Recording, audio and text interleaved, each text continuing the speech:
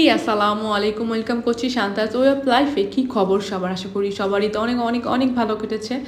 আলহামদুলিল্লাহ, যেভাবে হোক আমারও ভালো কেটেছে। জানি অনেক বেশি সমস্যার সম্মুখীন আসলে আমাকে হতে হয়েছে এবার ঈদে। ফার্স্ট ইমামের খুব বেশি জ্বর, তারপর ইমামের জ্বর যখন একটু সেরে যায় তখন আমার ছেলের খুব খারাপ রকমভাবে জ্বর। এই ভিডিওটা আমি সেই দিনই দিতাম, বাট সেই দিন থেকে আমার ছেলের জ্বর। যেদিন আমি ভিডিওগুলো শ্যুট করি সেদিন রাত থেকে তার জ্বর, এবং আজকে আমি ভিডিও ভয়েস ওভার দিচ্ছি। আজকে আমার ছেলের জ্বরের 7 দিন আমার একটানা জ্বর ছিল। সকাল থেকে ওর জ্বর নাই, আলহামদুলিল্লাহ। তো ভাবলাম যেহেতু ওর জ্বরটা নাই, এখন একটু রিকভারি হচ্ছে, আমি সেদিনের ঈদের দিনের বিকেলের থেকে আমি ব্লগটা শুরু করেছি, স্টার্ট করেছি। কী করেছি আপনাদের সাথে এটাই শেয়ার করব। আমাদের বাসায় ঈদের মধ্যে বিরিয়ানি বা কাচ্চি এটা তো হতেই হবে। আমি ফার্স্টে যেটা হয় আলুটা একটু ভেজে নিয়েছি। কাচ্চিতে আলু ছাড়া তো চলে না। তারপর আমি পেঁয়াজটা বেরেস্তা করেছি। বেরেস্তা করে আমি সব মশলাগুলো দিয়ে মাংসটাকে, আমি 2 কেজি খাসির মাংস নিয়েছি, 2 কেজি খাসির মাংস বিরিয়ানি করব। তারপরে আমি মাংসটা মেরিনেট করে রেখেছি। মাংসটা মেরিনেট করতে হবে মিনিমাম 2 ঘন্টা, যেহেতু 2 ঘন্টা অনেক বেশি সময়। সো আমার এমনিতে অলরেডি রেড হয়ে গিয়েছে। এদিকে আমি চালের জন্য পানি দিয়ে দিয়েছিলাম। পানিটা একটু যখন বলক চলে এসেছে তারপরে আমি চালটা দিয়ে দিয়েছি। কাচ্চির চালটা কিন্তু একটু আলাদা হয়, একটু বড় বড় হয়। আপনি যদি কাচ্চির চালটা যদি একটু বড় সাইজের না নেন তাহলে হয় কি, যেহেতু এটা 50% সেদ্ধ করে নিতে হয়। আপনি যখন 50% 40% যদি সেদ্ধ করেন কালেজিরা যে চালগুলো বা চিনি গুঁড়া চালগুলো, ওগুলো হয় কি কাচ্চি করতে করতে বেশি সেদ্ধ হয়ে যায়, পরে গলে যায়। যাই হোক, আমার চালটা হাফ ডাউন কমপ্লিট হওয়ার পরে আমি যেটা করেছি, 2 ঘন্টা হয়ে গিয়েছে আমার। যেহেতু 2 ঘন্টা হয়ে গিয়েছে সেহেতু আমি উপরে কিশমিশ দিয়ে দিয়েছি। তখনই দিয়ে দিয়েছিলাম কিশমিশ। তারপরে আমি আলু পোকরা দিয়ে দিলাম, খুব বেশি না খুব কমও না। আমি 2 কেজি মাংস যতটুকু দরকার ঠিক তত পরিমাণে আমি আলু পোকরা দিয়ে দিয়েছি। তারপর আমি যেই আলুটা ভেজে রেখেছিলাম, আলুটা আমি 30%-এর মতো কুক হয়ে গিয়েছে। এর বেশি কুক করার দরকার নেই, কারণ মাংস যেহেতু কুক হবে তা আলু এমনিতেই খুব ভালো মতো কুক হয়ে যাবে। আমি আলুটা বিছিয়ে দিয়ে তারপরে আমি যেই চালটা আমি হাফ ডাউন করে রেখেছি সেই চালটা আমি দিয়ে দিচ্ছি। এবং চালটা লক্ষ্য করে দেখতে পারবেন চালটা কিন্তু একদম 50% আমি ডাউন করেছি, 50% কিন্তু কাঁচা আছে। এর থেকে বেশি সেদ্ধ করতে গেলে কিন্তু সমস্যা হয়ে যাবে, তখন কিন্তু কাচ্চিটা একদম ঝরঝরা হবে না।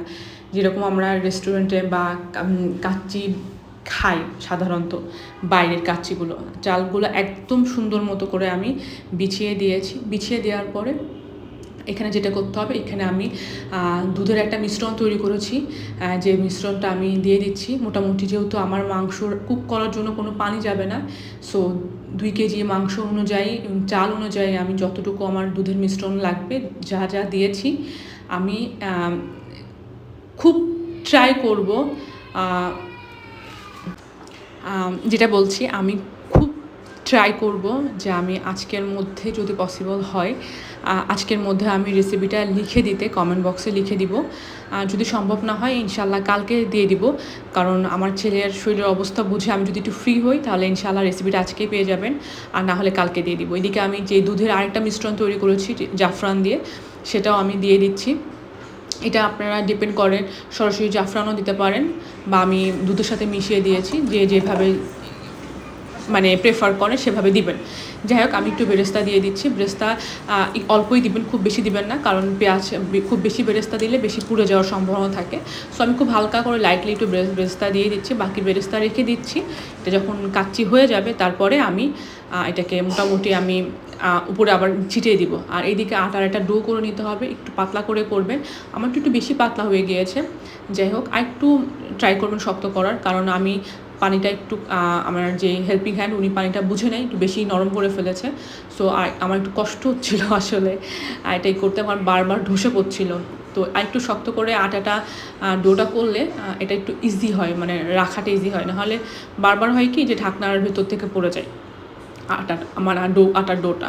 সো আমি খুব ভালো মতো ট্রাই করছিলাম যেটা খুব ভালো মতো যেন সুন্দর মতো একদম বসে, কোনো রকম দিয়ে কোনো দিক দিয়ে বাতাস বের যেন না হয়। এটার জন্য আমার খুব টেনশন লাগে, কারণ যেহেতু কোনো পানি যাচ্ছে না, কোনো কিছু না, আমার পুরো মাটনটা আমাকে সেদ্ধ করতে হবে। সো যদি কোনো ভাব বের হয়ে যায়, গরম ভাব বের হয়ে যায়, তাহলে কিন্তু আমার মাটনটা কুক হবে না। সো আমি মোটামুটি দিয়ে দিলাম। মিনিমাম 1.5 ঘন্টার আমি রেখেছি। হ্যাঁ 1.5 ঘন্টা হবে, 1 ঘন্টা 40 মিনিটের মতো। এই সময়টা খুব টেনশন কাজ করে যে প্রপারলি মাটনটা কুক হয়েছে কিনা। আমার খুব টেনশন ছিল যে আলহামদুলিল্লাহ খুব ভালো মতো মাংসটা কুক হয়েছিল, বাট আমি খুবই দুঃখিত। আমি একটু ভালো মতো বেড়ে আপনাদের দেখাতে চাইছিলাম যে একটু ভালো মতো বেড়ে মাংসটা নেড়ে ভেঙে দেখাবো, বাট সেটা হয়নি। আমার ছেলে এত কান্না শুরু করেছিল যেটা মনে বলার মতো না। মানে আমি আর ওর কান্না রেখে আমি আর যেতে পারছিলাম না, যে আমি ওকে কান্না করবে আর আমি এখানে ভিডিও করবো, এটা আমার কাছে খুব খারাপ লাগছিল। এই জন্য আমি আর বেশি না। এদিকে ইমাম একটু শরীরটা ফিল করছিল যে একটু ভালো লাগছে, তো ভাবলাম যে ঠিক আছে, যেহেতু ওর একটু ভালো লাগছে তাহলে আমি একটা কাজ করি, বাচ্চাদের নিয়ে বের হই। কারণ ওর কাছে নিজের কাছে খুব গিল্টি ফিল হচ্ছিল যে ঈদের একটা দিন অথচ বাচ্চারা ঘরে থাকবে, একটু বের হবে না। আমি ওকে বলছিলাম নো প্রবলেম, এটা কোনো ব্যাপার না, অন্য সময় তুমি নিয়ে ঘুরো, কোনো প্রবলেম নেই। বাট ও বলছে না, আজকের দিনটায় ওদেরকে একটু রেডি করাই দাও, তুমি একটু রেডি হও, চলো যাই একটু দেখি, একটু ঘুরে আসি, একটু ঘুরলে হয়তো বা ভালো লাগবে, আমার নিজেরও ভালো লাগবে যে বাচ্চারা একটু হ্যাপি হয়েছে আর একটু ঘুরতে পারছে।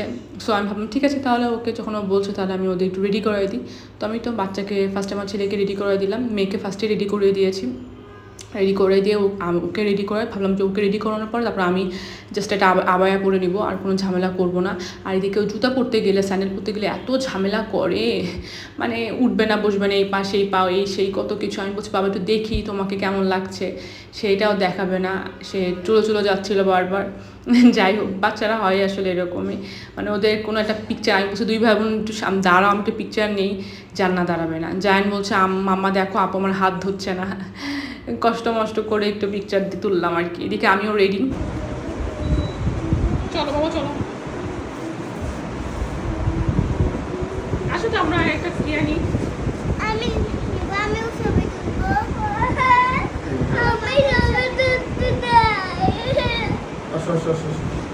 একটা ভিডিও নিয়ে নিই। মাশাআল্লাহ মাশাআল্লাহ, করবা না, কি সুন্দর। এইদিকে আমি খুব কষ্ট করে ওদের 3 জনের একটা ছবি নিলাম, এ আসে তো ও আসে না, ও আসে তো ও আসে না।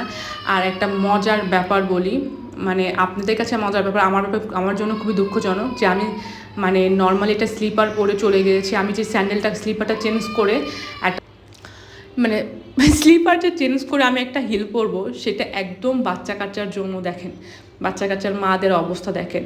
আমি পরে ওই স্লিপার পরে যে স্লিপারটা আমি কামিজের সাথে পরেছিলাম ওইটা পরে আমি বের হয়ে গিয়েছি। আমার রাস্তায় গিয়ে মনে হয়েছে আল্লাহ আমি না স্লিপার পরে আসছি আবায়ের সাথে স্লিপার পরলে কেমন লাগে। এখন কি করব, চলে আসছি। যাই হোক, এটা আমাদের বাসা থেকে খুব একটা দূরে না, তো আমার মোটামুটি পাবনায় গেলে বাসার কাছে যেটা হয় এখানে আমাদের ঘুরতে একটু ভালো লাগে, এটা একটু ভালো লাগে, একটু নিরিবিলি পরিবেশ, আর মোটামুটি ক্যাফে আছে, ভালো খাবার পাওয়া যায় এবং প্লেসটা খুব সুন্দর মতো সাজিয়ে রাখা। তো সব কিছু মিলিয়ে আসলে খুব ভালো একটা সময় যায়। বাট ঈদের দিন যে এত ভিড় হয়, ও মাই গড, আমি জানতামই না যে ঈদের দিন এত বেশি ভিড় হয়।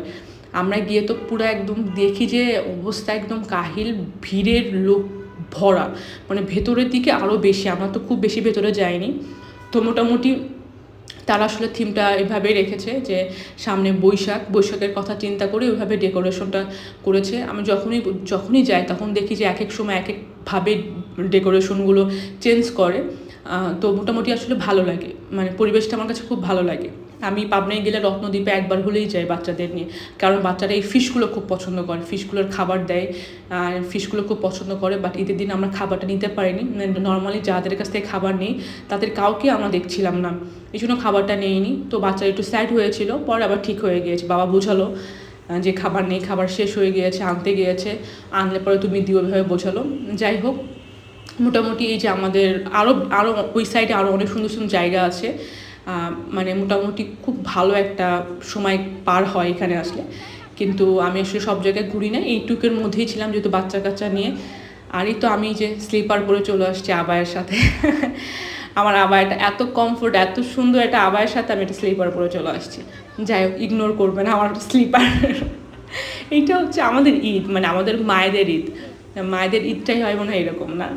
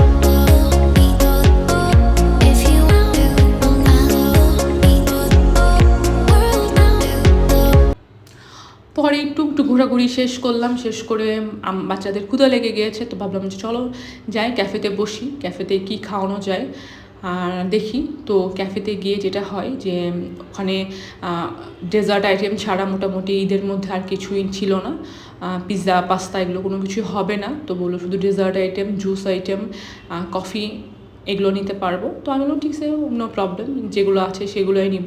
আর এখানেও ক্যাফেটাও খুব ভালো মতো সাজিয়েছে, বৈশাখের কথা চিন্তা করে আসলে আমি দেখলাম যে সব জায়গায় এইভাবে সাজিয়েছে, কারণ সামনে বৈশাখ, তারা আসলে ওই চিন্তা করে নিয়েছে। আমি একটা এখানে ম্যাঙ্গো চিজ কেক নিলাম আর একটা তিরামিসু কেক নিয়েছি। তিরামিসু কেকটা ভালো ছিল না, ম্যাঙ্গোটা খুব ভালো ছিল। তিরামিসু আসলে অরিজিনালি যে তিরামিসু হয় সেটা না। আমি এখন দেখি যে বাইরে যতগুলো তিরামিসু কেক খায় সবই হুইপ ক্রিম দিয়ে করে রেখে দেয়। ওরা আসলে জানেই না তিরামিসুটা আসলে হুইপ ক্রিমের জিনিস না। সো দেখি সব জায়গায় হুইপ ক্রিম দিয়ে তিরামিসু বানিয়ে দেয়, মানুষকে বোকা বানায়। ওরা এত সহজে কী হয় মানুষকে বোকা বানায়। ঢাকাতেও আমি ম্যাক্সিমাম জায়গায় খেয়েছি, দেখেছি হুইপ ক্রিম দিয়ে শুধু রেখে দেয় তিরামিসুতে।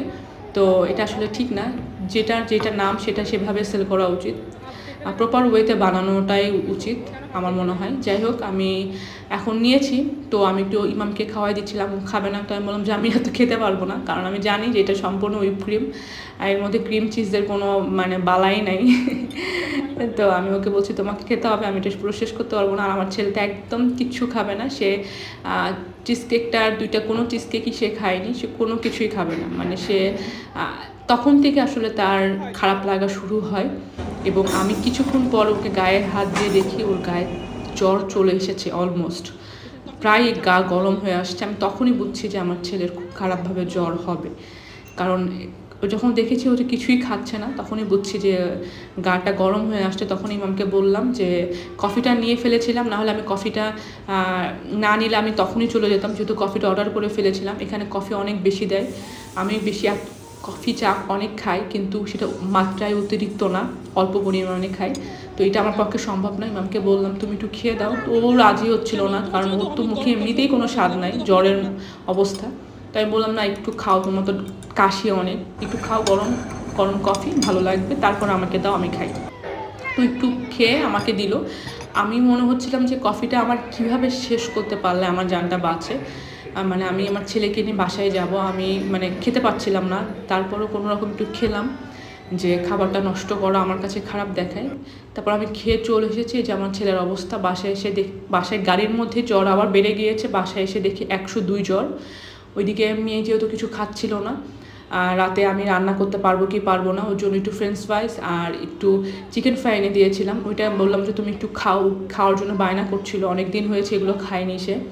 তো আমি বললাম ঠিক আছে, যেহেতু বায়না করছে আমি ওর জন্য নিয়ে আসি। আর একটা শর্মা নিয়েছিলাম, যে যদি পরে ক্ষুধা লাগে ওর খাবে। ভাবলাম যে আমার ছেলে কিছু মুখে দিবে, বাট আমার ছেলেও কিছু মুখে দিল না। খুব খারাপ অবস্থা। আমার ছেলের জন্য দোয়া করবেন। Thanks for watching. যদি ভালো লাগে প্লিজ লাইক করবেন।